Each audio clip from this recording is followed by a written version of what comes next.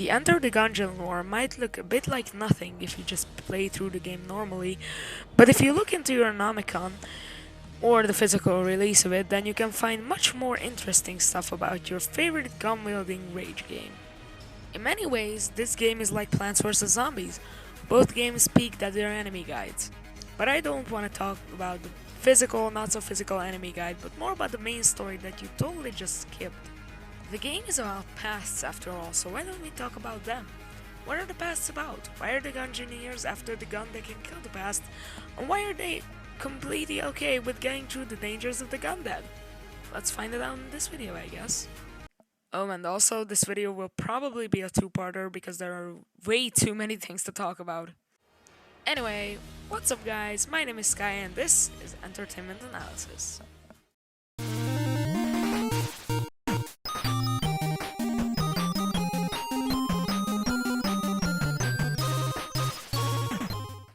The first is everyone's favorite first and worst character, the pilot.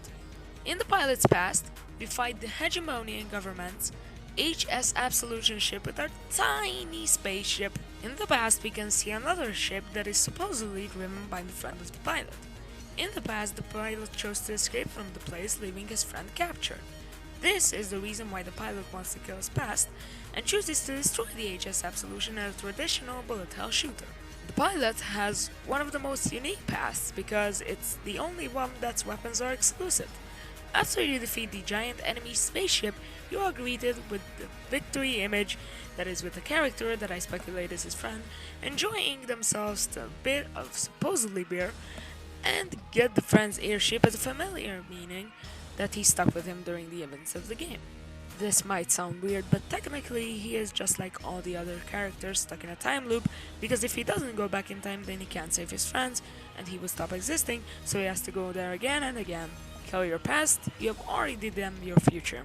This sounds just like what happens. They kill their past, then get trapped in an endless loophole. That's it for the pilot, on to the Marine. The Marine's past is just a Doom reference. There isn't much else, but that won't stop me from talking about it. So the most interesting part of the whole past is easily the interdimensional horror, or as I like to call it, Mutant Deep. It is easily one of the harder past bosses, and just because it's Amaconda-like snake bullets, it's also kind of fitting because both of them are demons. But back to the past. Its arena kind of gets a different version of the goop that lets you get the paradox, so it's easy to say that it has some time stuff with it. And maybe it has a connection to the gun that kills the past, like the Lich. It would make sense because a demon like it would also be found in Hell. Bullet Hell? The place where the Lich is? Who also has a connection to the gun that kills the past. This theory sounded much better in my head. Okay, well, this was tiring. I think I'm going to take a break and just hand the narrator's role to someone else, but who? Oh, I know! Krustai, come over here! Huh? Yeah, come over here. Oh, okay. Now what? You are going to take the narrator's part in the rest of this video, alright? Well, fine. Okay, so the convict is the next one on the list, and with her comes some interesting stuff. The convict is the only character that didn't really care her past because she ruined it, but more because she just wanted to teach them the lesson again, which in my opinion is one of the worst reasons to get in an eternal prison of looping actions. In this pass, we need to fight the man on the enraging photo, the red Blackstache who betrayed you and escaped. You need to kill Blackstache, and I think that it's one of the easier past bosses because the Tommy gun is just so strong. After you defeat him, you escape with a car and unlock the enraged photo for other Gungeoneers. Sadly, there isn't really much I can talk about this character, so we can go to our last and my personal favorite character, the Hunter. The Hunter is the last character of the main cast and easily one of the most fun one of the game. In her past, you need to kill Rubinstein and his monster.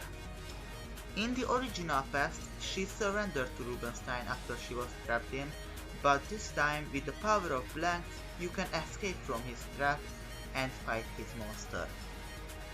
The most interesting thing about this boss fight is the wolf.